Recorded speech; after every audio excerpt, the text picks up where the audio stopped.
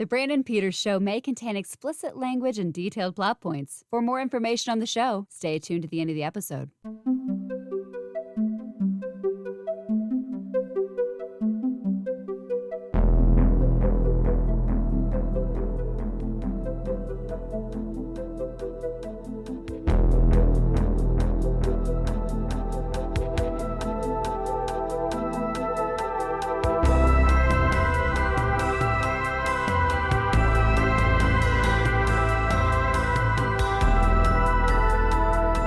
And now, here's Brandon.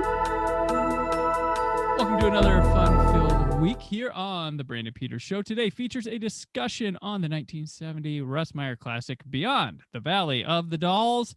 And joining me for that is a writer who has contributed to such publications as Fangoria, Bloody Disgusting, Screen Queens, and We Are Horror. She's also one of the hosts of the Horror in Session podcast, Reyna Cervantes.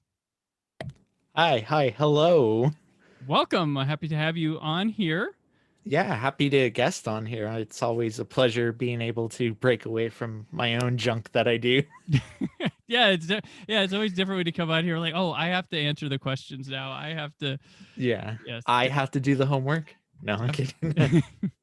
And you heck of a pick that we're going to talk about later. I was really excited when you brought that to the table. So let's let my listeners get to know you a bit, since I mentioned asking questions and stuff. But you're very esteemed in the world of horror, as that's I predominantly come from myself, and I always like with the horror people, and my listeners probably get sick of me asking, but like I love hearing the story of like when did it click with you, or what was the genesis of your love for horror? What was the first thing that you're like, I need more of this, or my world is now consumed? I was like 7 years old, and my parents had introduced me to the 1978 Halloween. That Awesome. was legitimately like my first horror movie. Wow. And yeah, they bought a VHS copy. They're like, listen, we want to show you this movie. We want you to know it's 100% fake. None of it happened. None of it can happen. Little did I know it could. But they were just like, we just want you to know that this movie is make-believe. And so I watched it and fell in love with that movie. We lived up the street from not only a Blockbuster Video, but a Hollywood Video as well, which is ironic considering the discourse this week around both those video stores. Mm-hmm. And I would go each week, and from then on, after Halloween, I watched like the first Friday the 13th, and then my father would take me to Blockbuster every week, and I'd rent all the sequels in order. So like it's rare, because like I hear people talk about like, oh well, when I got into it, I just watched whatever was like new at the time. Mm-hmm. Whereas me, it was like I had that experience of going and watching every single like entry in order. So I think that it was also just quality time with my father, because he loves like 80 slasher movies. And and then I really got super into it when my grandmother took me to see Freddy vs. Jason in theaters. Oh, that's awesome. Yeah, and just seeing like that, like I didn't have to wait like 20 years like most people. I had to wait like a couple weeks or a couple months, like maybe like 3 years max. And I knew like from then on, like I was just hooked on horror as a genre, and was just something I knew I loved. Gotcha. Well, I'm happy to hear my favorite film of all time was the first one, the one that got you through there. I mean, it's a cliched answer. It's like, oh yeah, that's the one that got me into it. But every time you watch that movie, you're just like, oh yeah, fuck, it is that good. yeah, no, it becomes an important piece of people's lives, like crazy. That I mean, Friday the 13th does too, and some of the other ones as well. But yeah, I didn't get to start with that one personally. I had mine was, I think it was like a Friday the 13th, A New Beginning on like the WGN network late at night. My dad was just like, oof. You know what, fine, just watch the rest of it. It was like in the middle of it and everything, and I was like, what is it? Like I had no understanding of what was going on. You're like, huh, it's Jason's a paramedic. Yeah. And then years later, I'd catch him on like USA Up All Night would run Friday the 13th marathons, and then they did Elm Street. But like my video store, I wasn't lucky. Like they would have like missing puzzle pieces of sequels. Like I'd have to go to one video store to see these, and then if I wanted, I got like 1, 2, 3. Where's 4? Mhm. Got to find another video store with 4. Like it was really weird. And back then they didn't have 4 and 6 on television all the time. So there's I that. I feel eternally grateful that I grew up in Southern California, like in a pretty populated area, that the Yeah. video stores were stocked Oh on yeah, all of that they were stuff. stuck. Yeah. Oh gosh. Even the blockbusters were better than what, like, cuz I always tell people about when I lived there, I used to go to the Sunset Blockbuster that was 2 stories, and I'd always, because I could drive by where Lori and Annie babysat every time when I went to go. Oh yeah, that's like right there, huh? Yeah, I used to drive by. Yeah. That's how nutty I was for Halloween when I was out there. Hey, that's a perfectly fine one to be nutty about. I owned it. I owned 2 VHS copies growing up. I owned the standard one with the 3D cover. I don't know if you ever saw that Okay. release, where it would like shift from the pumpkin logo into an image of Michael. Yes. And then I owned the extended cut where it has all the TV edit scenes. Right. Yes. Yeah. And that one went out of print and was expensive for a while. And that's the VHS I don't have anymore. And I'm just kind of like, fuck, that movie's out of print now. I wish I had that. I had the one with the Blockbuster logo. I had the shell with case. the red spine, right? Right. Yep. Yeah. I know exactly what you're talking about. Yeah, I had that one. I had the shell case widescreen VHS, and I had the 2 orange tape VHS that had bonus features. So the Anchor Bay one, correct? The Anchor Bay one. Yes, I had that. And that one, dummy me, wound up deciding I probably was it wound up in the Amoeba in Hollywood, its old location, because I understand it moved now. It wound up there when I lived there because of space and probably needing money for some, I don't know, but that wound up there. So my copy is eternally there. I'm like part of the mindset now that whenever I buy like a horror movie, like I'm in like a boutique or special release, I'm like, hang on to that shit, it's gonna go out of print. Right. No, and it does still. It genuinely it's fucking funny. Like, little tangent, I had bought like From Beyond, the Scream Factory release this summer. I bought it for like $14. I was just like, I want to own this movie. A week later, out of print, it's like $80, and I was like, I'm like, that was quick. Yeah, I was like, all right, whatever. Yeah, the one of the funniest things is like the like Godzilla versus Biollante, that one like went out of print, and it was like a $5 bin movie forever, and now it's like I don't even want to look up the price. All those Toho releases, of especially of the Showa era before Criterion had done the box set, were like notoriously out of print. And I had heard there were rumors of the Criterion one, but I had a source like on the inside that was like, no, that's a for sure thing. So I went to the record store and like sold all my old DVDs for Smart like move. $120. I'm like, I'm fine with letting them go. I've done some things like that too, where I just like, I know of things happening. I'm like, yeah, pop that on there for. Some still surprise me, because I had hung on to that Friday the 13th box set for like the Warner Brothers like Steelbook Blu-ray. I had hung on to that going like, I don't think that's ever gonna get re-released, and then Scream Factory came in clutch. So yeah, I still held on to that because it was early in my days of Blu-ray reviewing, and I pushed really hard to get a contact and get that one. And so I'm like, I feel guilty tossing that. I kept it because it's got a lot of physical goodies in it. Oh yeah, it's got the patch and yeah. I had bought it at Amoeba used. Okay. And it had everything in it, even the digital copies. I was genuinely surprised. I was all anti-digital at the time, so I was like, with my digital copy, and then I'm like, oh, you know what? I could have probably. See, I pop on the Vudu app, and it's like, oh, you own over 1,200 movies on here, and I'm like, I'm fine. I own the physicals. They're in my bedroom. I just don't have to get up and swap discs now. Right. Yeah. I like them as a nice backup or option. I never saw them as that before. I was like, oh, I gotta fight hard, and and I realized, oh, I'm the niche crowd. Yeah. Yeah. Yeah. I know we got way off We base. did, but it's a fun. People love. Okay, so like I got people love hearing me talk about the Blu-ray, the home. So this is right, perfect, up the alley. But speaking of like here's a segue. I write about Blu-rays. You write about horror and stuff. So what was your first like big like break as a like? How did you get started as a writer, and when did you feel like you hit somewhere with it? So I had started pitching Screen Queens, which is a female focused film website, and I just started throwing them pitches about horror movies and whatnot. And eventually I started to think that I was gonna have to branch out eventually. It was always my dream to always to write for sites like Fango and Bloody Disgusting. Mm-hmm. So I made that like a goal of mine. Excuse me.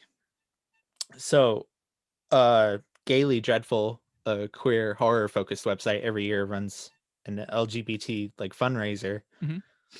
So I threw a pitch out there.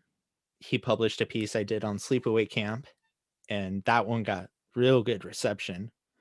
Later on, one of my pieces that I wrote for Screen Queens on Assassination Nation got featured on Fangoria Plus, where they were featuring like pieces from other websites. And from there, like they just started coming rolling in. I got in touch with Sci-Fi Fangirls and wrote for them for a little bit. And then eventually I got an offer to write a piece for Bloody Disgusting and kind of stuck around there ever since. And just kind of consistently have been pushing work out with them because they're such a fantastic team that I love. And kind of just went like, damn, like in 1 year, I really hit my goal of like where I wanted to be as a writer. Yeah. I mean, obviously I have new goals, but those initial goals have been like set and just kind of shattered that I'm like, well, shit, now I got to think of where to even go from here now. Yeah, my friend Maxwell, he this is kind of like him. He got nominated for a Tony Award this past year. I don't know if they've had that around, but he would help produce a show, and it got put up for one of the 10. He's like, he's like, yeah, I always, it was a life goal, but I didn't imagine this young hitting that. So I'm like, well, you need to reset everything now. Yeah, it's like, well, fuck. Yeah, that's but yeah, that's how I kind of got into writing, and I'd learned that there is a desire to hear voices like mine talk about these quote unquote like trash movies that like the mainstream like media like hates. Like I feel like my niche with Bloody Disgusting is I write about like lesser known films. So like around the holidays I had a piece go up where I focused on Silent Night Deadly Night 4. And then recently I wrote about the Spanish language version of Dracula from the 1930s. I read that. I remember that piece. That was a really good piece. Oh, thank you for reading that. No, so I always want to be not the source of negativity online or people going like this movie sucks or anything. It's like, no, I want to champion these like lesser known movies and have them not be forgotten into time, because I can't tell you how many comments on that Silent Night Deadly Night 4 piece there were that were like, oh, I didn't even know they got to number 4. They got to 5, dude. Yeah, I was like, I got news for you.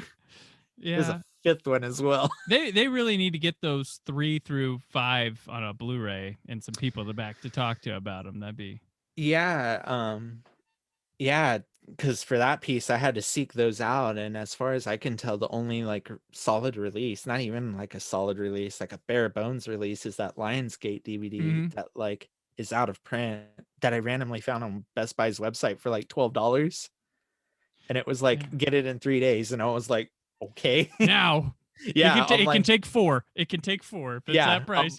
I'm like, it don't got to be that quick as long as it gets to me. But from what I understand on Tubi, there are HD transfers of 4 and 5 randomly. So someone's working on it. So somebody has it. I know the rights have lapsed. When I talked to Justin Beam a while back, like he had mentioned that, he got put in charge of finding a new home, helping find a new home, and they went to Shout Factory, of course, for the Scream Factory release for 1 and 2.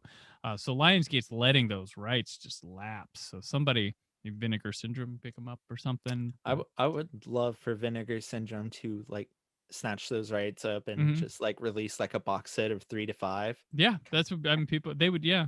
I They could, mean, they did that with the lesser known like Amityville yeah, sequels, yeah. which is like one of my favorite releases of all It's a time. great release.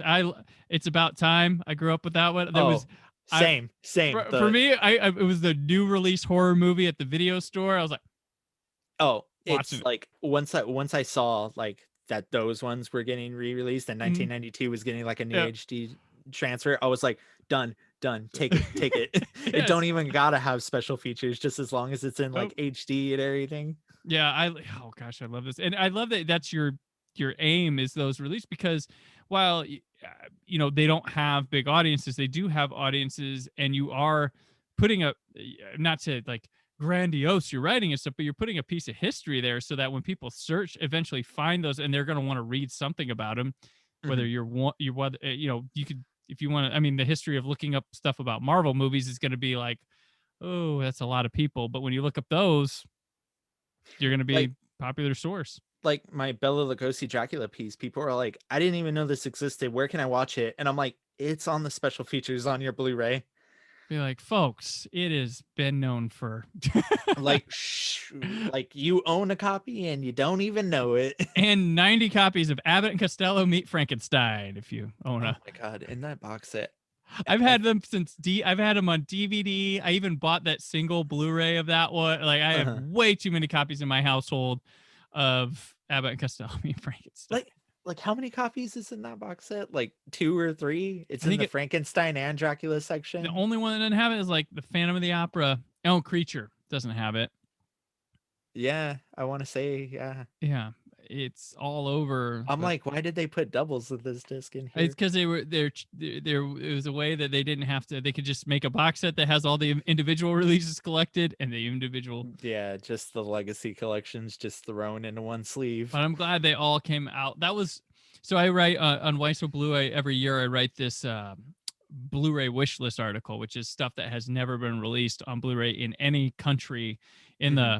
the world. And my first one was begging for those sequels to come out on Oh, Blu-ray. And well, you sure got years ago, I was those. like, all right, got them. No, genuinely super stoked that Because they were those very all unsure happened. about that. Mhm. They Universal was like, I don't know if they'll sell. I'm like, you realize like cheap horror sells. Like that's Oh, one of the best home video. that's every like horror physical media collector I know Mhm. owns that 30 film box set. Yeah, and like the Amityville set that you just talked about, like we paid what like $60-$70 for probably $5 worthy movies. Like I Mhm. mean, if you think about like any big studio would have been like, here's $5 for all four, and we're like, oh, $60-$70, yes, Yeah. Amityville straight to video. It was great though to see just like the amount of like love and care that were Mm-hmm. put into those releases. Like I was sitting there at the time talking with my girlfriend and I was like, I never thought these movies would ever get a release like this. Like I'm like, I am They astounded. say physical media is dying, but it's better than it's ever been if you're a Yeah, fan or a collector. Like, yeah. And I think that's where like the physical media mhm. like party lies now in the very niche like collectors Yeah, market. I think like vinyl's still around, so Mhm. Blu-ray, 4K, wherever it's gonna have an audience, or and it's just you're gonna pay a little more for them. There's gonna be a lot more care taken with them, but they're Mhm. gonna be there to get like definitely.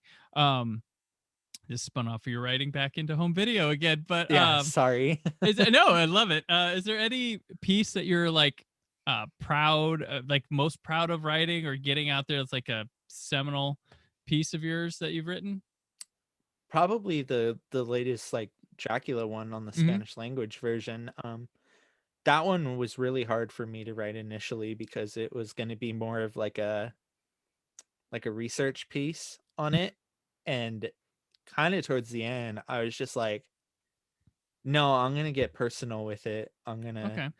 I'm going to write why this movie means a lot to me and why I think people should check it out despite the other version existing, cuz I had wrote about how my Spanish speaking grandfather who didn't speak like a lick of English, like that was like kind of a way for me and him to bond, was watching that movie. Mm-hmm. So it was nice. And I love that, like, I love when publications, like, I know it's like rule of thumb, don't get personal, but it's like every personal piece I've written for a publication, they've always emailed me back going like, we love that you got personal with this. Yeah, I think that's a change in how writing over since the millennium hit. Like that's kind of the change in how critical writing has come. Like if you don't be afraid to, it used to be, don't be personal in anything. It was generic stuff. But I think we read a lot more now, even though people probably don't read books as much, but we daily read. But like I think the personal touch like adds a little bit of character to each piece, or making you go back to a certain place every once in a while. As long as it's not like the diary type writing. If you're writing about with the personal aside with your grandfather and what that can mean to him, that's where it can mean to, it could reflect, it's a universal kind of personal touch, rather than just like, before we start this recipe, this morning I got up and when I was dropping the kids at school, I thought, hey, Jasmine might go good with this, and I went down to the store. Like none of that. But yeah. I think I just wanted people to go like, I think I just wanted people to see like a piece of me in it, like not my internal monologue, but it's like, oh, like I get why she loves this movie now. Yeah, definitely. So that one in particular, I'm very proud of, because he's no longer not around anymore, my grandfather. Yeah. So in my little way, that was like me putting a piece of him out there to live on Nice forever. tribute. Yeah, definitely. And like I said before, it's a great piece. People should check it out. Also, while horror's your forte, like I've been following you on social media for a while now, and I get the impression you have a pretty well-rounded expertise to offer. Are there any like plans in the future to step outside of that horror area for you at all in your writing or podcasting? And So when I was writing briefly for Sci-Fi Fangirls, I was not writing about horror movies per se. I wrote about horror comics and horror video games. Right.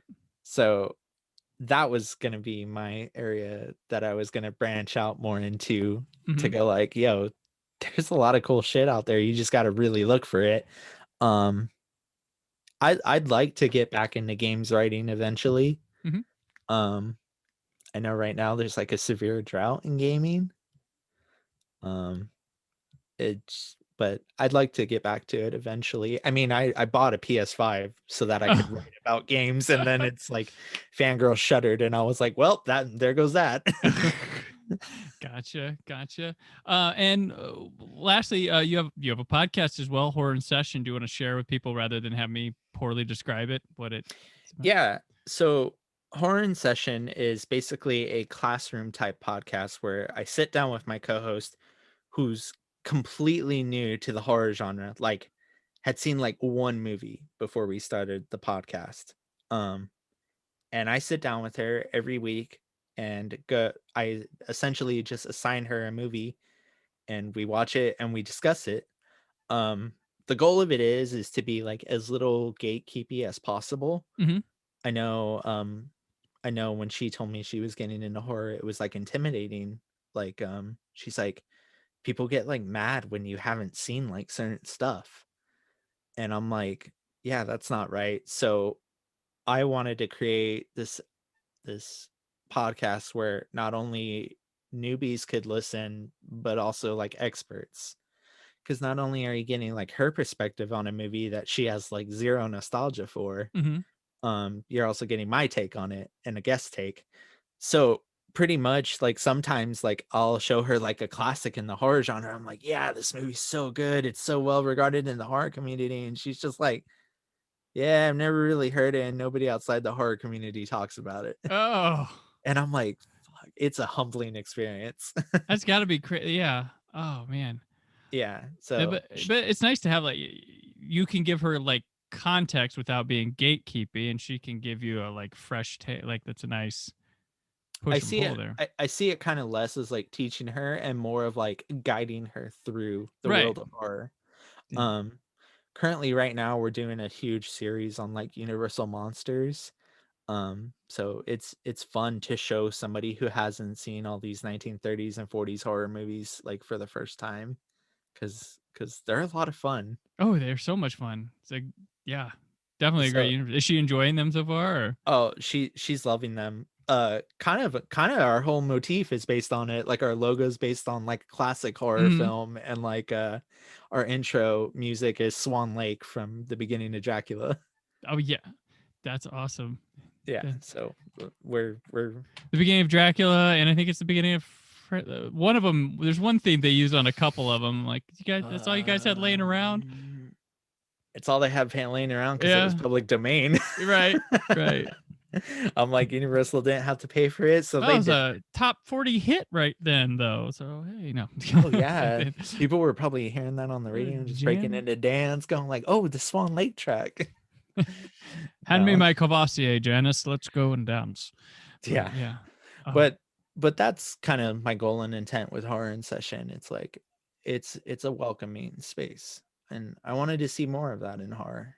yeah, definitely. Yeah, when you get to the social media areas, there's It's rough. I like to think there's majority good people and just a Mhm. lot of really loud assholes, but it's still dangerous. It still sucks to see. It's still, yeah, Mhm. definitely. So yeah, Some of the greatest and worst people I've met.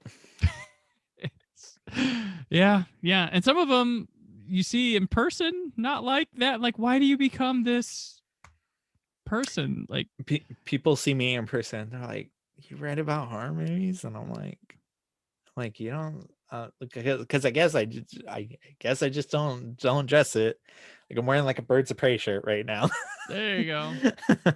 But it's always fun to bring new people in. I always think that horror needs new perspectives. Otherwise, it's just a fucking echo chamber, and who likes an echo chamber? No, that's true. And yeah, Twitter can become that too, since you curate all your people. You'd be like, yeah, we all agree on this, right? Like, Yeah, 100%. yeah. Everybody loves this movie all the time. Everyone gets along perfect, and then somebody's like, "Oh, I wasn't a fan of it," and it's like, crucify them. Take them out. Delete your account. Yeah. Yeah. Oh, yeah. Such a Oh fun. my God, I've gotten into spats with like some of my favorite mutuals online over Yeah. the 2019 Child's Play, and it's like, I'm like, it's great that we all don't agree all the time. Yeah. You shouldn't have to, and you shouldn't have to end friendships because of films. Which, Exactly. yeah. Which I noticed. I noticed in one of your bios that one of your favorite films of all time is The Last Jedi. I'm sure that goes well with people, but I love that because I love that movie. Oh I'll yeah. continue to sing it praises here. All hate me. I mean, another thing people don't know about me, which is probably why they don't know I write about horror, is that like I am huge into Star Wars. Like for the longest time in my living room, I had framed theatrical posters of like Oh, the new nice. trilogy, and like framed and like wall mounted lightsabers of like Rey and Kylo Ren. And they're like, "Wait a minute, you like Star Wars?" And it's like, yeah, but the way people talk about it online makes me It's not want to talk about Star Wars. I have my own love and personal relations with Star Wars. I guess it was because my taste does not line up to some people. It does line up to people's, and then I don't know. Like, yeah, like when I came out last year, I was like, oh my god, they did it! I got to see in my lifetime one that was really, and then I was like, wait, people they didn't like it, or who didn't? Oh, I was like, it was wild seeing The Last Jedi in theaters, and it's like, oh my God. I was like, that movie was ridiculously good. I was like, mhm. might be one of the best Star Wars. Walked out, saw the audience score on my phone, and went, oh my God. Yeah, I went to a midnight screening. I was like, I love it. And then I heard all this, and I went like the next, like Saturday after, because I think it came out on Wednesday, something like that. And I go the Saturday after. I'm like, okay, well, maybe it was opening night hype or something. Whatever, I'll go see it. I'm like, actually, I think I love this movie more the second time I saw it. I think I saw that movie like, for full disclosure, that is the movie I've seen in theaters the most times. I think wow. I've seen it like 9 times in theaters. Oh And wow. I saw it in every single format available. I even went to the Chinese theater in LA where they Mhm. were projecting it on like that experimental IMAX 2D laser Oh, okay. projection. Yeah. Yeah. I even almost took a trip like up north to Northern California to see it Mhm. projected on film. I saw 70 mil. We have our state museum has one of the few 70 millimeter IMAXs here, and I that was my second time I saw it was on that. The first Oh time I wow. saw it was Dolby Atmos Mhm. theater. Was it?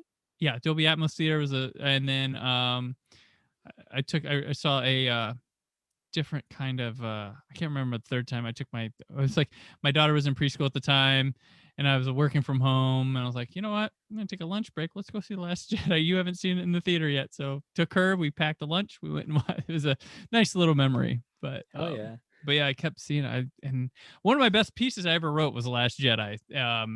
I got so much from that movie, just, and yeah.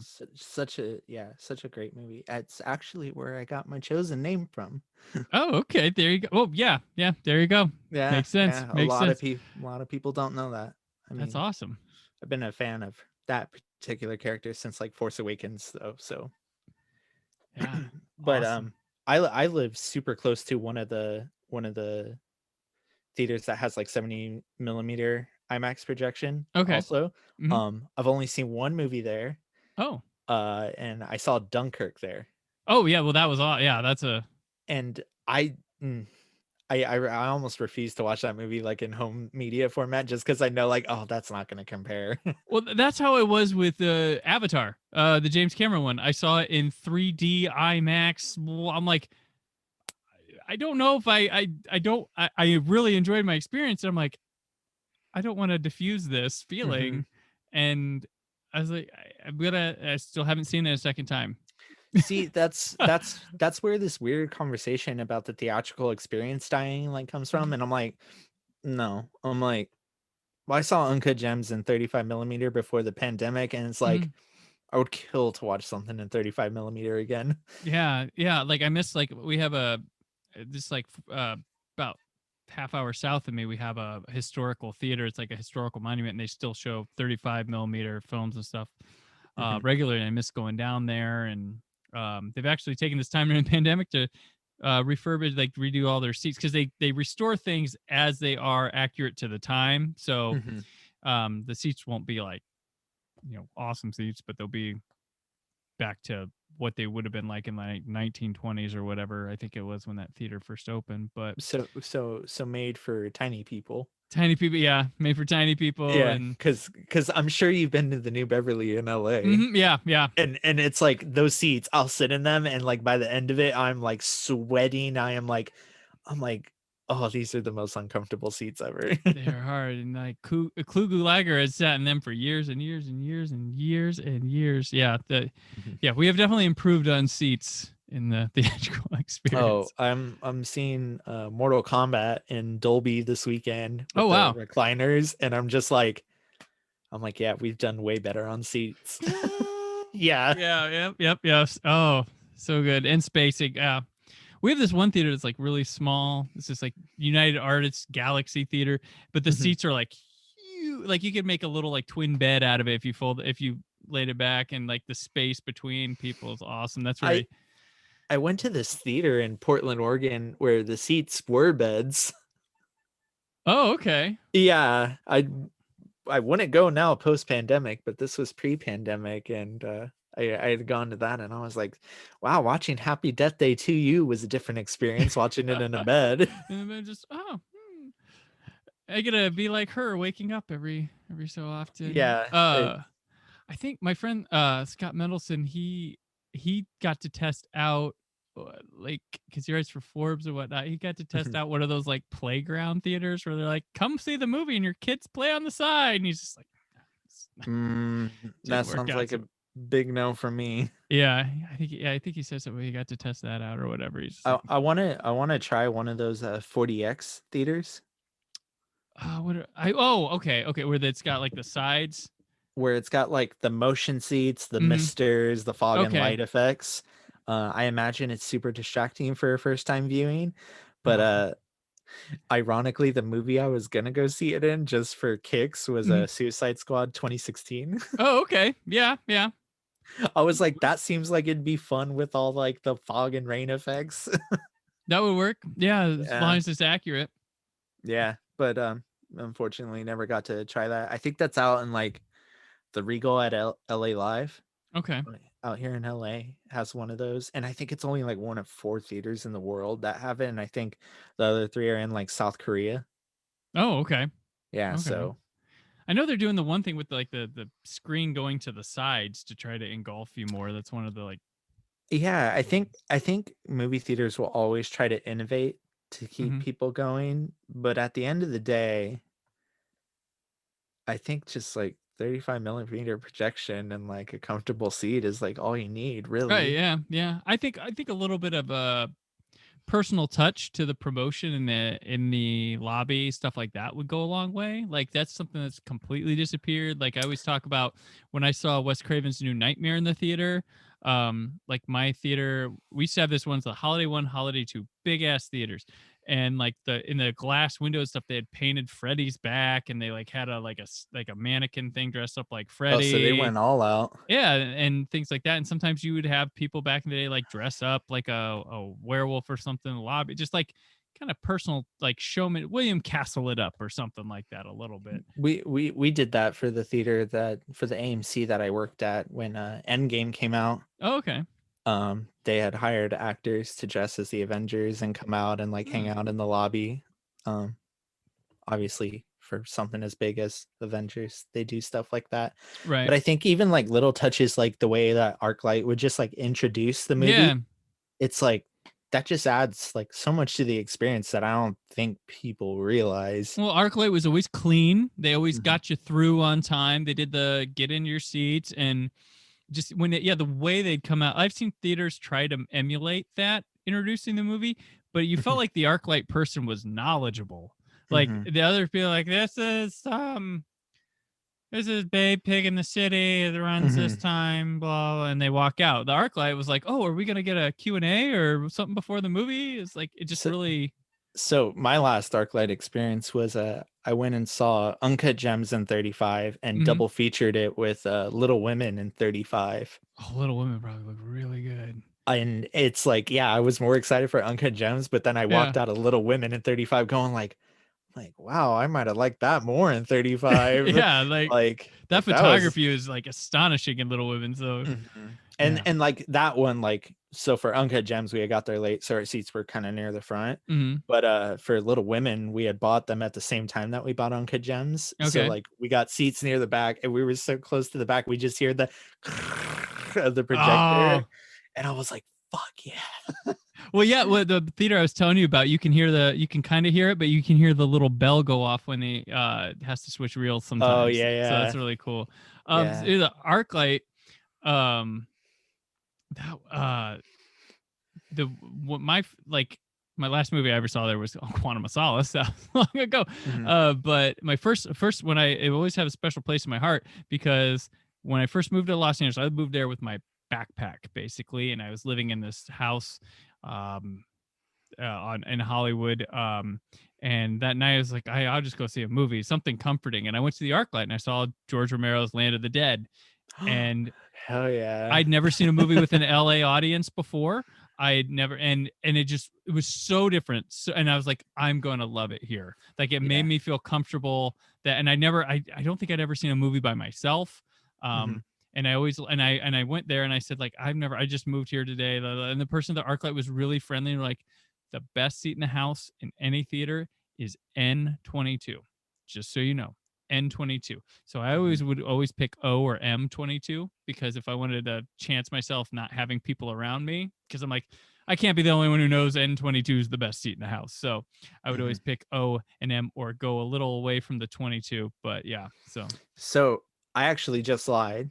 okay, Uncut Gems and Little Women was not my last ArcLight experience. My last okay, ArcLight experience was about 3 days before they closed for the pandemic. okay. I went and saw Portrait of a Lady on Fire there, Oh, okay. and it was in the dome, so it was my first time seeing a movie, like, in the dome. Oh, you never seen a Uh movie in the dome? no, I had never seen a Oh, movie in okay. the dome, so this was a first. Um, and it was, like, a Wednesday afternoon, we caught, like, a 1 PM showing, so it's, like, less than 10 seats sold. Mm-hmm. We go in and sit down, and, like, this other couple, like, sits, like, 4 seats away from us in the same row, Mm-hmm. and my phone goes off, and I was like, like it was my friend texting me that was Mhm. right next to me, and I was like, "The fuck are you texting me for?" I look, and he's like, "Don't freak out." He's like, "But look at that couple next to us." And I look, and like the couple that sat down 4 seats away from us, it was fucking Ryan Johnson. Oh. Oh. Yes. Oh my, that's great. I near like obviously, you know how big of a Last Jedi fan Right. I am. I nearly did like a backflip in my chair. He Wow. was very clearly on a date with his betrothed, Yeah. so I didn't bother him, but Right. I was just kind of like, "Fuck, that's cool." Oh gosh. So I went and saw opening weekend Sunday night. I went and saw Mission Impossible 3 at the ArcLight, the Dome. Hell A- yeah. And so after the movie, I was going to the bathroom, and Mhm, I like was in the urinal, and I looked over and I saw this like head, like just real short guy, and I was like, oh, that looks like Robert Downey Jr. And I was like, I went to go wash my hands, and I was like, oh, oh, that's Rob. And he like dressed like some like 70s hippie, like with all these like he had these like, military jacket thing on. I was like, mhm, oh my gosh. And he's like one of at the time like one of my favorite actors of all time. This is pre Iron Man. And you'll know mhm. when this is because as I'm going down the little hallway, I'm behind him, and my roommate, who I went to the movies, calls me. He's like, "Dude, guess who's in the lobby?" And I'm like, "Who?" He's like, "Jake Gyllenhaal." I go, "Look who's walking in front of me! Look who's walking in front of me!" And he's Oh like, shit. "Oh, him and Jake Gyllenhaal and this random trove of girls were all together." And I was like, Uh-huh. and they were shooting Zodiac at the time. Zodiac. So, That's but why he was looking like a hippie. so yeah, so I was like, "Oh, this is cool. This is cool." And so when we go to leave the lobby, I noticed Mhm, out of the corner of my eye that him and Jake Gyllenhaal are going to leave too, and I'm like, "I'm gonna hold the door open for him." So I mhm, stop and I open the door, mhm. and then I look and like, oh, they had stopped like way down there, and I'm just standing with nobody there. I open this door, and I was like, "Oh!" And then Robert Downey Jr. came running at me, and he's like, "Hey, thanks for opening the door. Thanks a lot, man." I was like, "No, no problem. No problem." He's like, "Appreciate you." I was like, "Yep, have a good day." He's like, "Yeah, have a great day." I was like, walked off. I was like, "I'm such a dork. I looked so obvious." Yeah, it was It, bad, but it was it's always like interesting when you learn that it's like, oh, it's like not uncommon to run into people like that they at go like to the movies ArcLight. too. They do. That was their theater. Yeah, That's where they would go. yeah, yeah. Um, I once got a death stare from Amanda Detmer in line for a movie for I don't know why, but Usually celebrity sightings like never knock me off my feet, but yeah. the Ryan Johnson one was like There are ones I like yeah, locked up. I got pretty numb to that stuff, but like Mhm, yeah, Robert Downey Jr. was a gigantic one for. I was like, mhm. oh my god! Like if it had just been Jake Gyllenhaal, I'd have been like, eh. But it was Robert Downey Jr. I was like, oh, You'd have been like Bubble Boy. Bubble Boy. He had like some curly fro and like a beard going on when we were there. I was like, okay, that was not as looking Zodiac, but Could have been his look in Zodiac if could they have really been, wanted to. could have That's a been missed opportunity. true. Once again, we got off on All a right. tangent. Yes, I will. I will bring this back. So, all right. So this will probably be a big uncut episode. So it's all good. It's fun. All right. So we'll move to Beyond the Valley of the Dolls. You got anything else you want to promote? Pop I in? think I promoted all I can promote about myself. All right. Okay. All right. Beyond the Valley of the Dolls is directed by Russ Meyer, written by Roger Ebert, starring Dolly Reed, Cynthia Myers, Marcia McBroom, John Lazar, Michael Blodgett, David Gurion, Ashley St. Ives, and Phyllis Davis. It's about three girls who come to Hollywood to make it big, but find only sex, drugs, and sleaze. So, Reyna, why Beyond the Valley of Dolls to the show?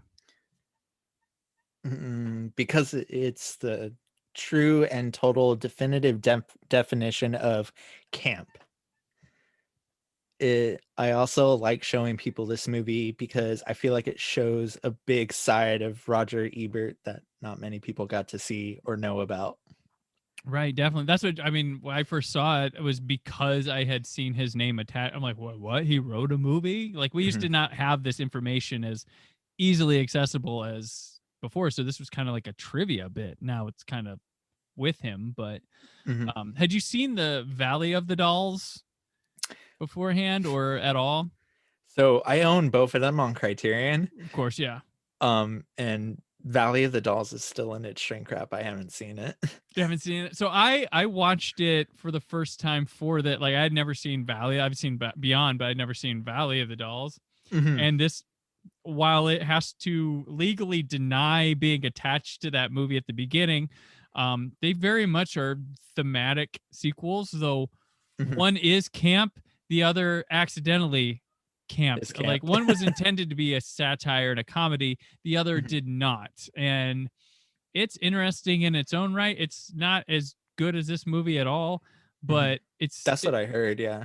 yeah, so it's basically if you want to see a Dolls movie, you pick this one. Like don't I mean if you haven't only interested in that one, then you don't really need to go back to So, Valley of the Dolls. so I had bought both of them with their Criterion releases. That was Mhm. also another big reason I picked this for your show, since the whole big focus on home media, Mhm. because this Criterion release of this particular one is fucking fantastic. Yeah.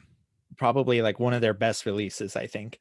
So I had bought both of them, and like I had heard people like talk nonstop about Beyond, Mhm. and I got kind of baked out of my gorge and started watching it, and let me tell you, my eyes were opened by the end, by the time the end credits rolled.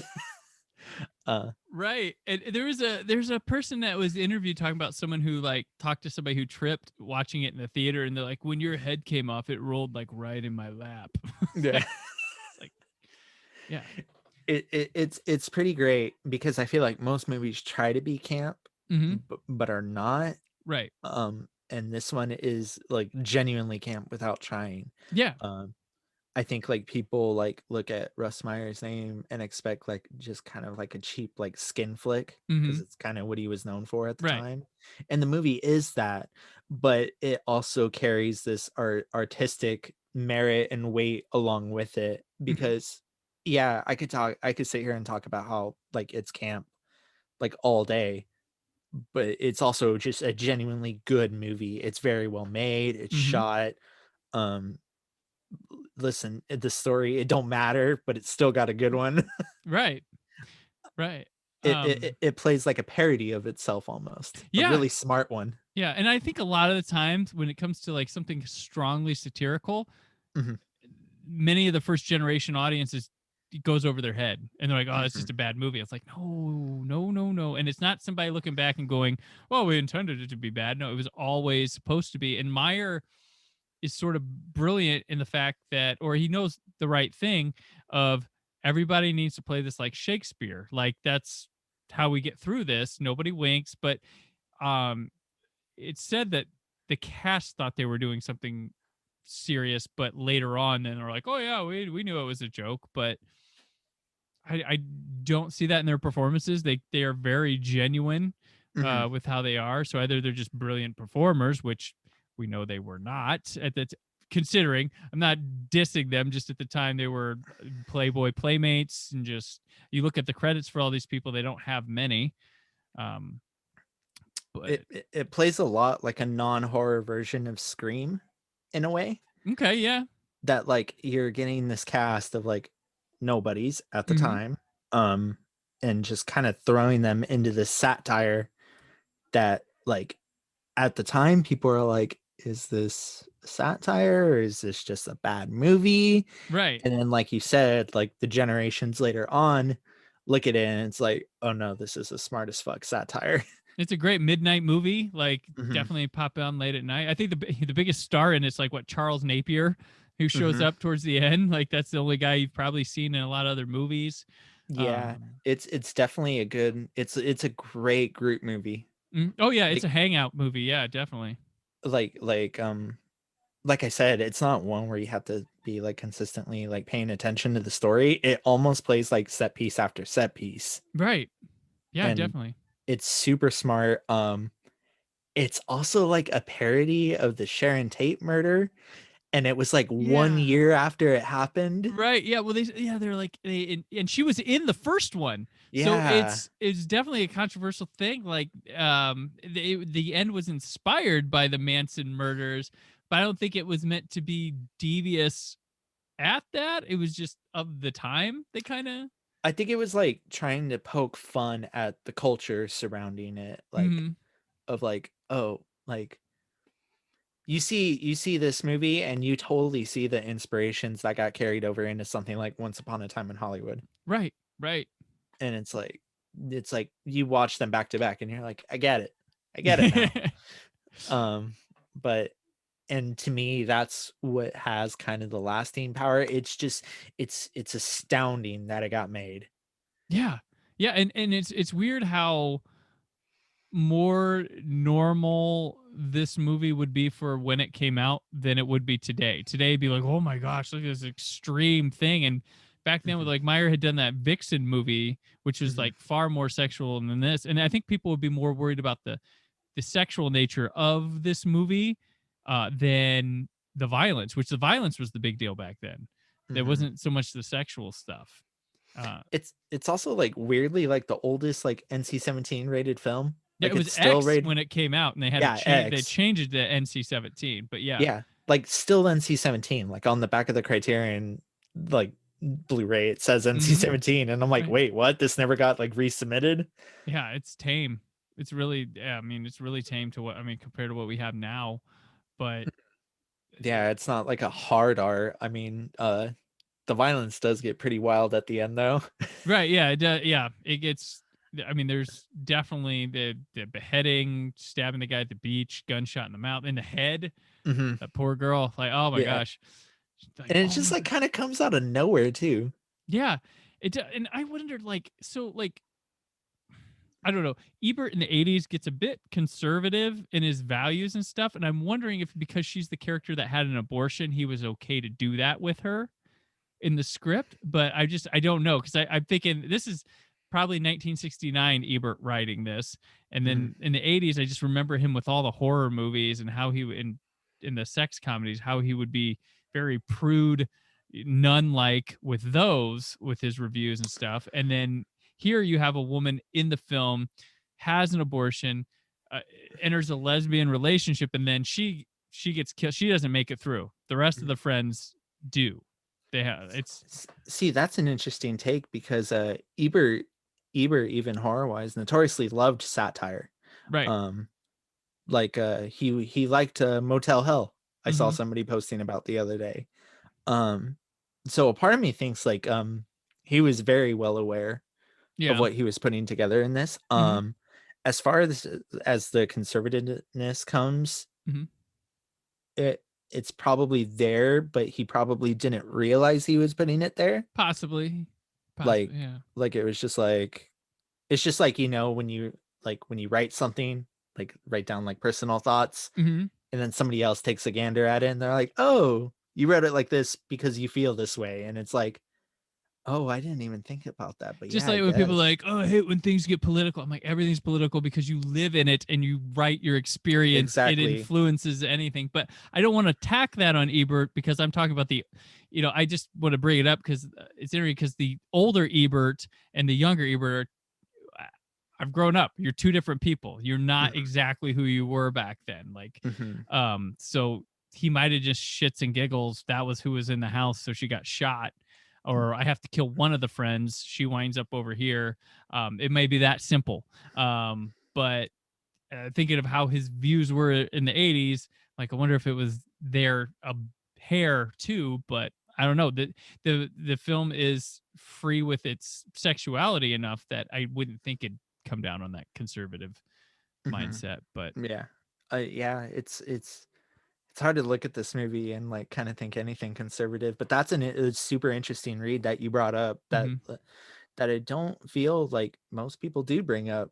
Yeah, Um, I looked for places where it might have been talked about because like John Carpenter, Deborah Hill, they didn't write like, oh, the Virgin went, the Virgin went. They just wrote a horror movie, and that's the mousy girl wasn't expected to survive, so she was the one who survived. I mean, she was also Janet Leigh's daughter, so that was also a little comic thing, like, oh, maybe they bump her off. If you know what's going on, we might make you think she's the girl early on and bump her off so she could go at any time. If you watch Halloween, aside from a couple Laurie at home scenes between the babysitting, it's Annie's movie just as much as hers until Annie's gone. So not to take over to Halloween, but just that I don't think Ebert might not have been thinking that deep with this. So I do think it's interesting to maybe broach, but it's interesting that like, despite them distancing themselves from the original like Valley of the Dolls, because legally they had to, that like it's so like associated with it. Right.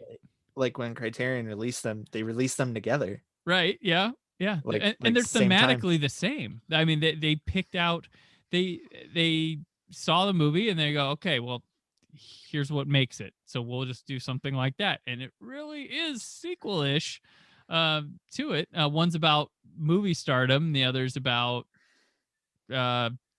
music and debauchery. The Carrie Nations, which being a Doctor Who fan, I kept Terry Nation, the guy who created the Daleks. So I was like, what, the Terry Nations, Carrie Nations, Carrie Nation, Terry. I was like, wow, it's so close. I will say this movie has some banging music. It has some banging music. Yeah, it is like the Strawberry. What's her name? The band in it, the Carrie Nations music. It really works. It really is its own character at times, and this is kind of a musical as well. The secret musical, because music does. Yeah, like full blown like musical numbers. It's like, oh, they're gonna bust into this like 3-minute song and montage. It's like, oh, okay. And it's funny, like the montages more clever than they're given than you would think, because you say, oh, this psychedelia montage. As Ebert pointed out on his commentary, there's the first one where the band first plays as the Carrie Nations, and there's the two guys on either side of the screen, and there's progress and time and characterization told through them, because the one guy's Z-Man keeps looking over at Harris, and Harris is just kind of like jamming the music and trying to like not pay attention to him. And these guys were shot differently. So Meyer put this together in the editor room brilliantly. And there's a point where they lock eyes, and then Harris turns around and he's defeated, like in his face, and realizes. And then we cut to the scene of them playing in that little club, and that's where she kind of breaks up with him. He goes home with a St. Ives girl, but like, someone watching it might not pick up on that. And if you watched it in 4:3 VHS, those guys would have been cut out of the screen, or you wouldn't have seen them lock eyes together, because you could not have put that together. But yeah, a lot of brilliance in that montage.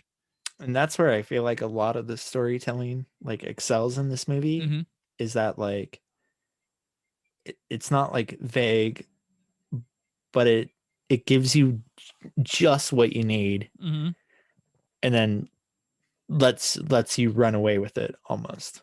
Right. Yeah, definitely. And I mean, it looks so good too. I consider the look of it psychedelia meets Giallo a bit.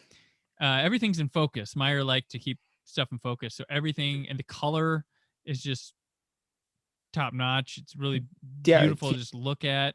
He was honestly such a brilliant director that like to hear his name like associated with like just like smut, or like they call it smut, but he really knows how to film the female and male bodies. Like it's like he likes boobs above all else, but like all the sex in this movie is done very tastefully. Yeah, like there's a lot of it, but it's all done like pinpoint precision of like, I'm gonna lock on and then just like know exactly where to hit. It's done tastefully and sensually, and all the women just stunners, all of them, just the way they look. Who knows if another director filmed them, if they don't. I call this movie to my friends like as a joke. I'm like, this movie is a bisexual nightmare. Like I'm like, show this movie to like somebody who's bisexual, like myself included, like their head explodes at one point. Right. They do the one thing I guess they do have the homosexual relationship in it, and then cop out of it really quick, which actually that decision to make Z-Man a woman was like a last minute on set, apparently. According to the bonus features, that was not in the script, and they changed it, which I feel like kind of like I don't know how you felt about it there, but like I feel like I was like, oh, they're really gonna go with a man on man relationship in a 1970 movie. And then they're like, well, I'm a woman, so I don't know if that diffuses it any, changes it, because it's kind of like is he supposed to be a trans woman or man or something? Like I don't know where they were trying to. It's weird because it's vague enough that it's like, do you get a trans reading from this? Or do you get a drag reading from this? Mm-hmm. It's like, it's done in a way that's like so campy that I don't find it offensive at all. Right. I feel like that was them being like, here's how we justify our man on man relationship. Yeah, like, I didn't know if it was like kind of copping out, like we had it here, and then not like I didn't know. And then I there's also the maybe Z-Man was a woman that knew she could only climb if she at that time being in some sort of disguise as a man or something like that. Yeah, I don't know. There's so many. you look like throughout the movie, and Z-Man's like one of the most powerful people in it. Yeah. Like Z-Man's got all the connections, all the parties, all the access to stuff. So gets her books, gigs, get him records, all that. But it's like if people knew that Z-Man was a woman, the way women are treated in this movie, would Z-Man have access to all that stuff? Right, exactly. Yeah. So that's where you kind of get into like the gender politics of everything, and then that's when you start like diving down the rabbit hole of like, wait a minute, this movie might be onto something. This movie's kind of smart and funny and and campy, and it's well shot, and the editing is to go with a whiplash almost, like it's fast cuts, like ahead of its time, fast cuts. And sometimes I think it struggles with its geography because of the fast cuts, but I always tell people it's edited like a horror film. Right, yeah. And like from start to finish. When it goes horror at the end, it's suspenseful. Yeah. And because you don't want to see the Myers, what's her name, character, get killed before they get there. And it's like using like the same editing techniques that have been like applied like throughout the rest of the film.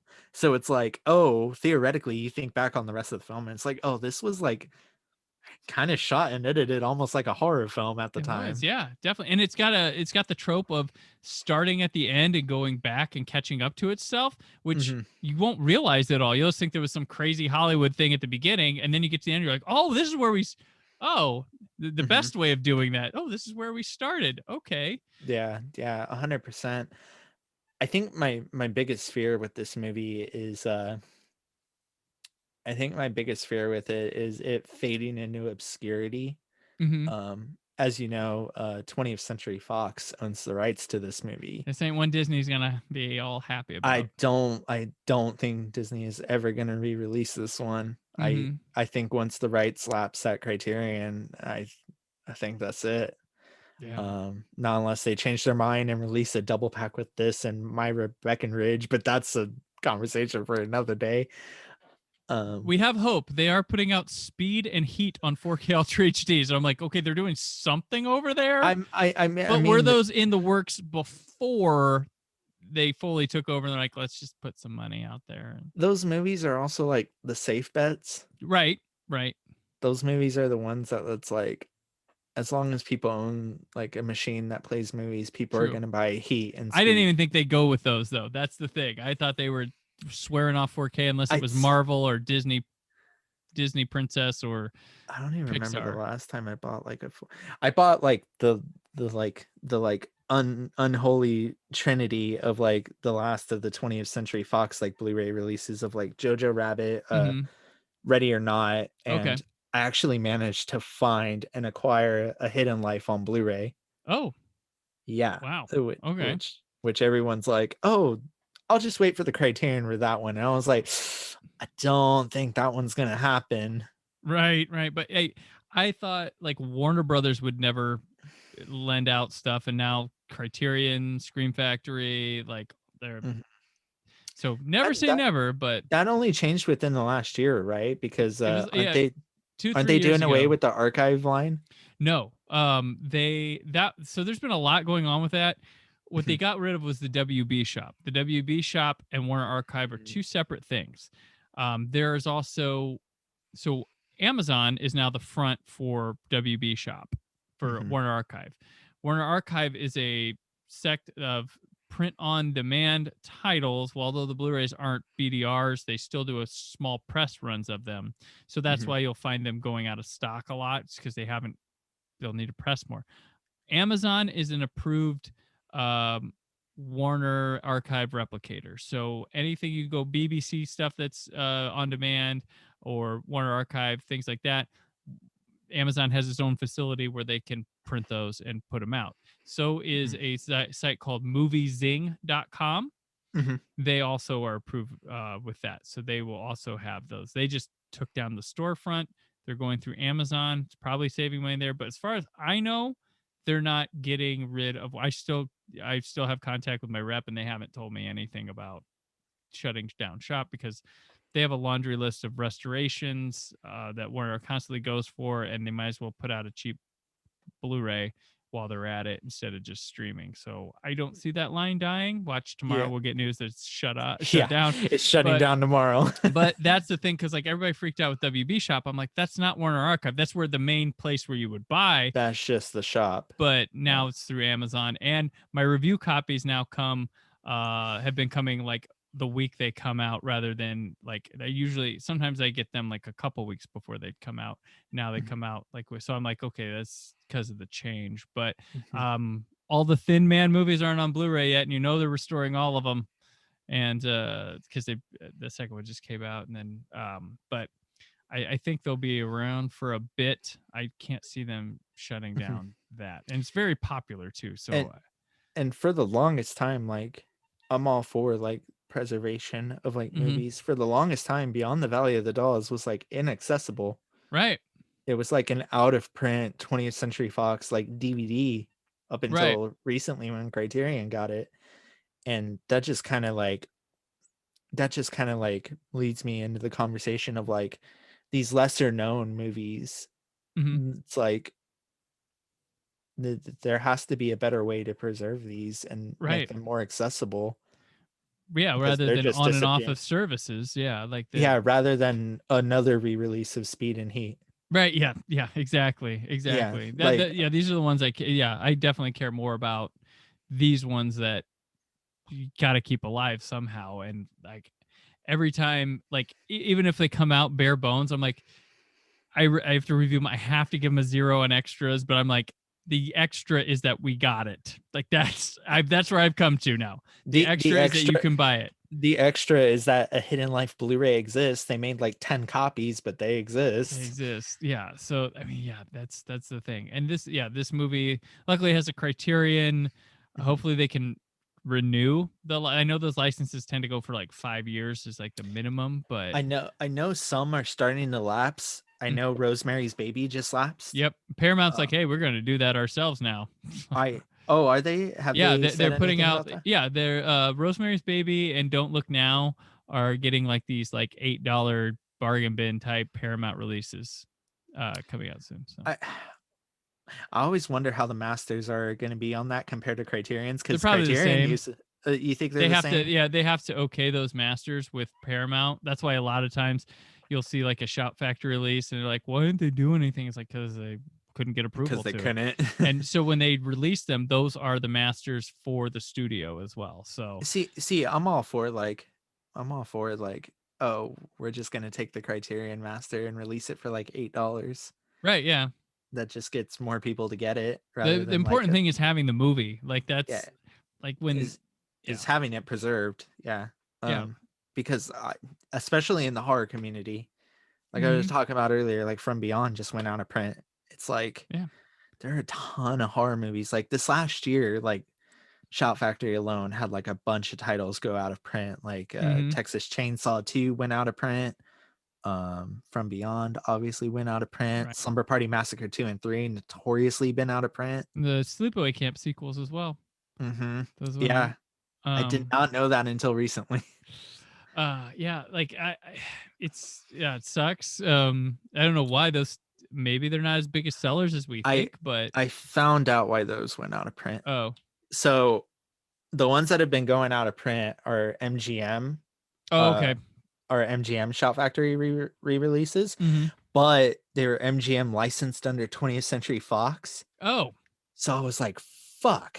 Oh, God. So I know it's dumb to complain about the home media market, but I feel like the Disney Fox buyout has like kind of like, it might be too early to tell, but it might have suffered a catastrophic blow.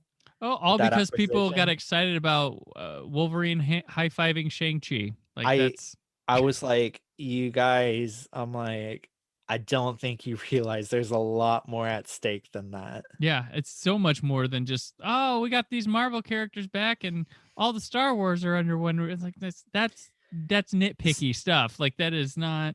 See, and I think Warner Brothers probably looks at that and goes like, oh, let's not fucking do that. Yeah. Like, we know people are gonna want to buy all these Dark Castle films like in a grand like special edition. Right. Why don't we license them out?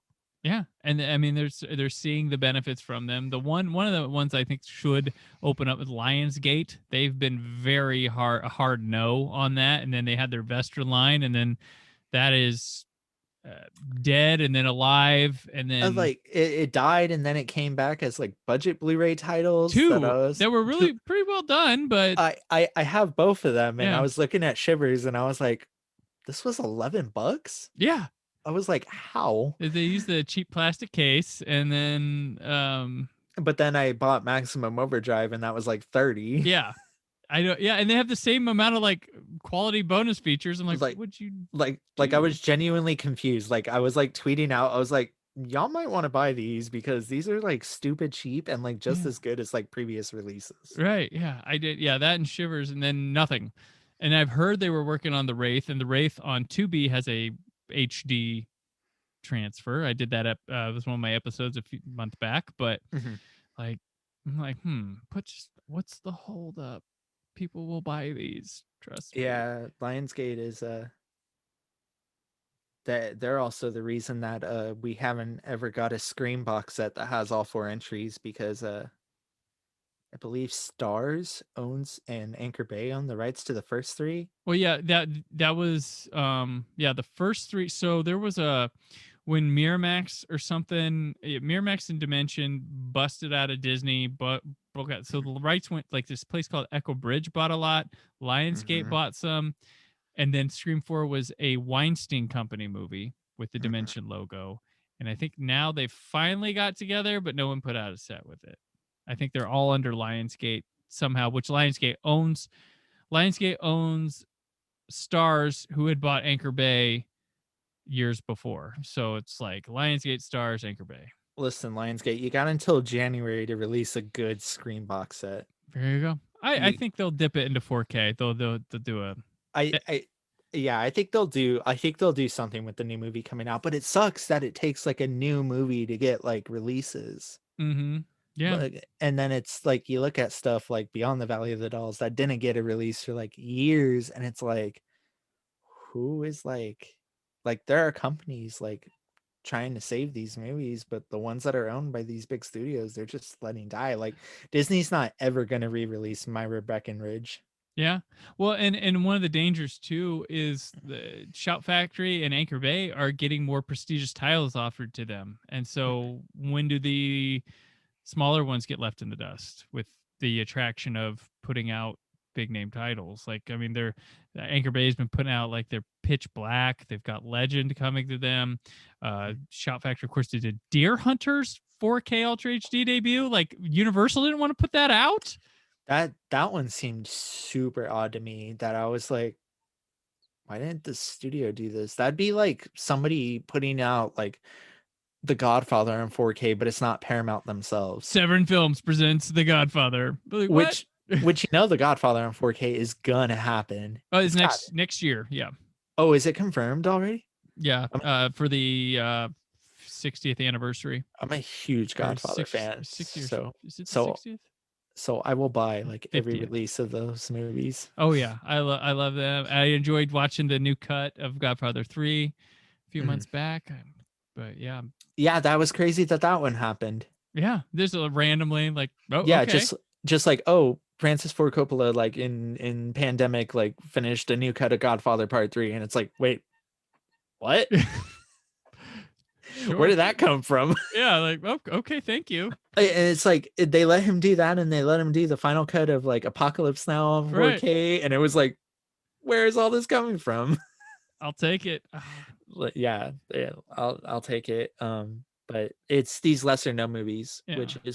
which part of the reason why I wanted to talk about Valley of the Dolls Right. was to talk about like this like preservation of like, because for years this movie was inaccessible, and Right. it might be inaccessible in a couple years. Right. Pick it up. Well, you can get it at a regular price that you probably might think is too high, but it won't be. Listen, next 50% off sale, it should be in everyone's carts. Yeah. Yeah. So like I never made the stick. So when I lived in Los Angeles, I did Blu-ray and DVD testing, and we had Criterion. And when they first went to Blu-ray, it was really cool. I got to beta test the menus and stuff. And then one of the first titles they put out was The Third Man, and we did so much work on that. I was just like, I'll get it someday. Oops. Nope. Oops. Oh shit.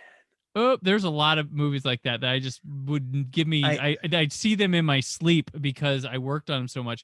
And then, but luckily, The Third Man got a 4K restoration overseas, and I got one of those, and it looks better than what the Criterion one did.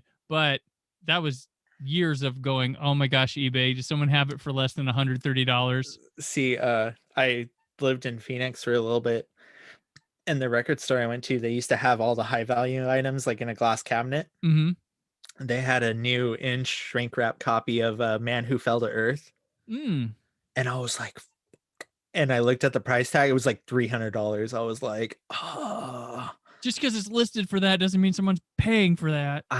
You know what? But at the same time, in that same cabinet, there was a $30 used copy of the Shout Factory Texas Chainsaw 2 with the slip cover. There you go. Oh, so I was like, I want that.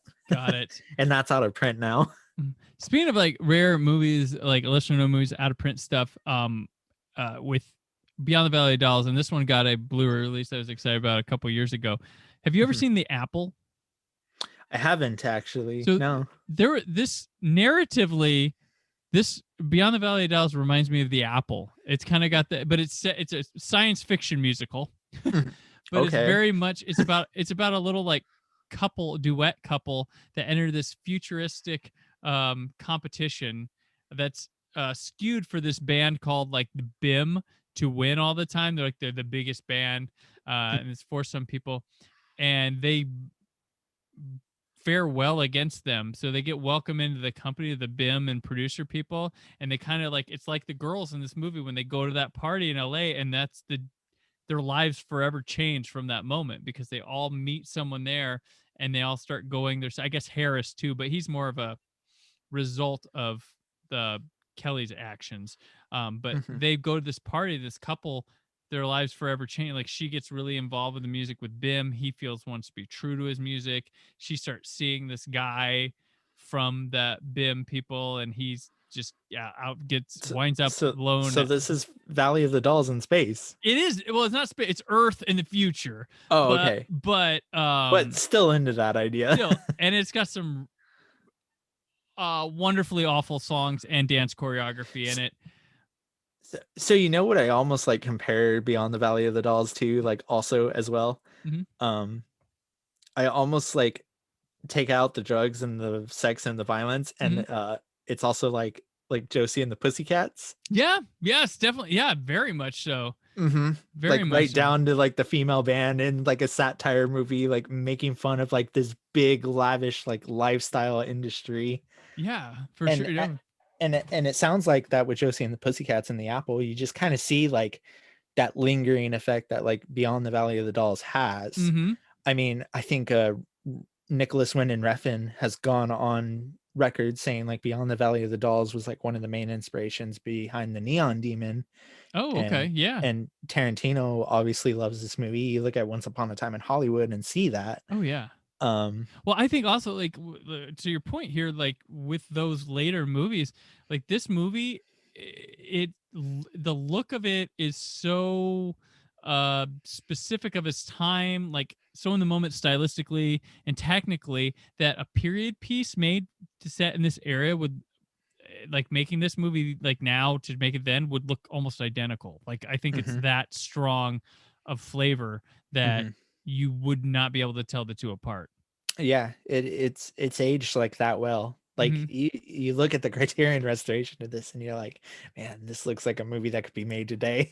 Right, right. Yeah. And you got people that remind like Dolly Reed look like a proto Cheryl Lee from like Mhm. Twin Peaks. And then I thought her aunt look I if I were making a movie about Beyond the Valley of Dolls, I cast Alison Brie as the aunt because I was like, "Oh my gosh, you were giving me Ooh, those vibes." yeah. And the kind of Hell yeah. look. Plus we've seen her in those that kind of hair from Mad Men, so Mhm. a little bit. But yeah, it's so much here. There's even brilliant little joke like humor with this. I mentioned editing.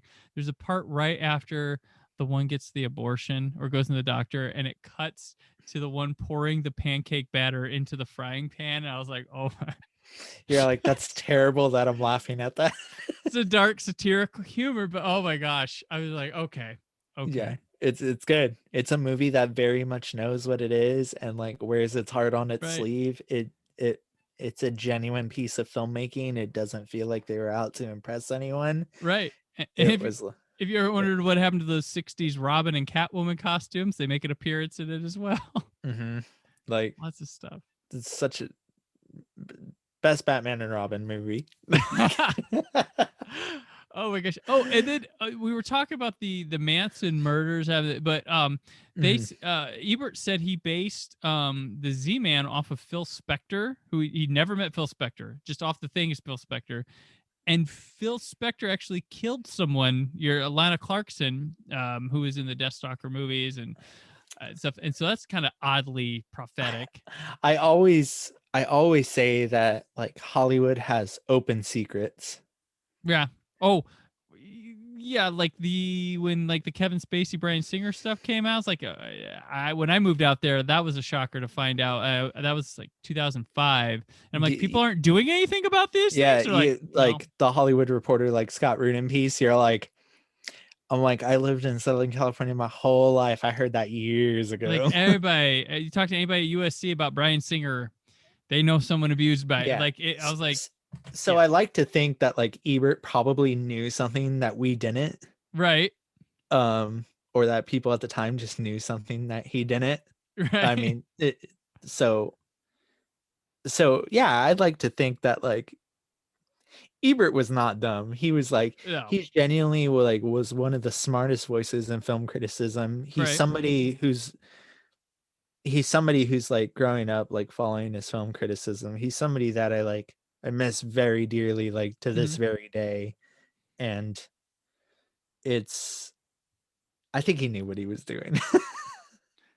He may not have been fully informed, but he knew of things, and he knew Yeah, enough to, yeah. he was like, I'm gonna plant this idea. He I'm could gonna see, inception it. right? Yeah, that's what he did. Yes, definitely. Yeah, but did God rest his soul. But hell of a movie. Hell Oh, of a movie. definitely. This is one that I always just tell people throw it on, get drunk, get high, or just vibe. It's like you'll have the time of your life with it. Oh yeah, so great. It's bound to entertain. Mhm. Bound to. At the very least. All right. Well, we will move on from this to our what else segment. So this is what else. This is where we talk about anything we may have read, watched, listened to, maybe wrote, produced, put out there in the world too. So Reyna, what else? So I can actually talk about this because I'm not under embargo anymore. Oh, awesome. I had just watched In the Earth, the Mm, new Ben Wheatley pandemic horror film. Um, listen, I'm sure you've heard of how weird that movie is. It's weirder than you think. It, awesome. it's out there. Like I saw this and I was like, once people get more access to this and see it, like it's gonna have like a mother type reception where it's like I think it's gonna split people. That's the best kind. That's how Yeah, you know the film is what the divisive films are great. Everything's safe, boring. Like, yeah. I will say like some stuff doesn't work for me, but it's mhm. like But it's like, damn, I'm glad movies like this are still getting made. Yeah, definitely. Well, especially in our algorithm made movies with big studios and stuff nowadays. Like, it's nice to see people, filmmakers like him, still taking chances. You know, yeah, I like movies that swing for the fences hard, even Mhm. if they don't land. Right. Like shit. One of my favorite releases this year is Zack Snyder's Justice League, just because of like listen, say what you want about the man's vision. The man's Mhm. vision, he fully commits to it, and Right. it's a superhero movie that didn't feel like a product. It felt like an actual movie that it was like, listen, I can't help but respect it. Yeah, I know. It definitely. I was on the pro Snyder Justice League. I watched it. I was like, okay, there's a lot of fat on this thing, but there's something really good when you break it down. Like I was into it. I think that in particular is going to be a movie that people talk about like years from now, like 10 or 15 years, and go like, no, this is a really fucking good movie. We could hope. And, yeah, Ben Wheatley, he made the movie where I'm like, well, you don't. He made the one where I'm like, oh well, you don't have to watch Serbian film, just watch Kill List. You'll get the same. Ooh, I have never seen Kill List. Oh, you never seen Kill List? Have No, you seen a see, Serbian film? yeah, unfortunately. Kill List is the better. Well, it's not. When you see Kill List, you'll understand why I made that Okay. that reference. I'll have to watch it because my Ben Wheatley exposure before this was Free Fire Okay. and High Rise. Okay. Okay. Yeah. Yeah. And I was just reminded by a fellow film critic, they're like, yo, he's doing the Meg too. And I was like, fuck, after the way In the Earth turned out, I'm like, it's sort of on board. There you go.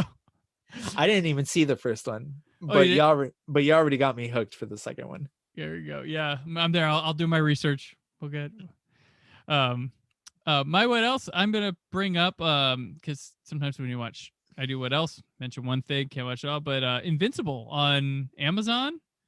Oh, yeah, I've been meaning to watch Yeah, that. really good, really great. I had read the comic book like years and years ago. Like I was getting into when I was first reading like The Walking Dead. That was always advertised in there and stuff, and I picked it up. I never kept with it much, but this cartoon's pretty strong. So, So I had like gone to a local Goodwill and they mhm. had the first 3 volumes of Invincible there, and I bought them because I knew like in the back of my mind I was like, oh yeah, isn't this like Seth Rogen and like Seth like his like writing partner like doing like Mhm. a new like series on this? I'm like, I might as well get this and read it. And I like the book. Mhm. I think they're fun. I can't wait to check this series out. Oh yeah, it's hardcore. Like for people who don't know it, it is a it's a cartoon, but um, it's really bloody.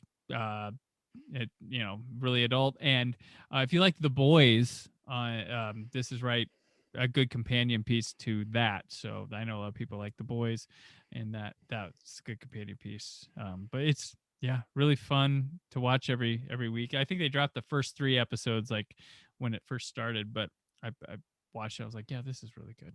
it's it's good to see Seth Rogen like branch out right now. Mhm. With like especially like kind of coming off of his last series, which was a Preacher, Yeah, which is like another out there comic. yeah, he's doing like comics that aren't just like. I mean, this is fringe stuff. Like this is Mhm. super. I was gonna say not superheroes, but then I'm like right here with a superhero comic. But yeah, fringe stuff, which I kind of missed. Which I did a couple weeks ago. Did an episode on the losers, Mhm. and I'm like, that's kind of what's disappeared into the streaming services. These fringe comic books. It feels like the OOs was really going after those because I think a lot of smaller studios just wanted comic book properties, and those would be cheaper to buy to produce movies Yeah, for.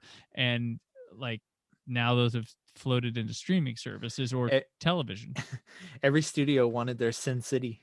There's Sin City. Yeah, definitely. That's probably where it came from. Definitely. Mm-hmm. Definitely. It's it's ironic because the movie I almost picked for this episode, I almost picked the Dolph Lundgren Punisher. Oh wow, yeah. Yeah, Yeah. just cause I've been wanting to revisit that myself, just cause somebody's like, yo, remember where comic book movies are like this? And I was like, fuck, I haven't seen that in years. I miss those days too. Like, oh gosh, I remember the days when my Captain America was what was his name again? Salinger. Oh Gosh, when that was God, that that awful movie. direct-to-video movie. Didn't they Gosh. make that in the Fantastic Four, like 90s, like live action, just so they could retain the rights? Well, they actually made the Captain America one genuinely, and then that one didn't do well. The Fantastic Four, they just heard something so they could get the rights, and they never planned to release it. But you can find. I have a copy on my hard drive of it, so you can find it if you're looking around. So they did what they did with the 2015 film. They just cobbled something together so that they could hang on to the rights. Exactly.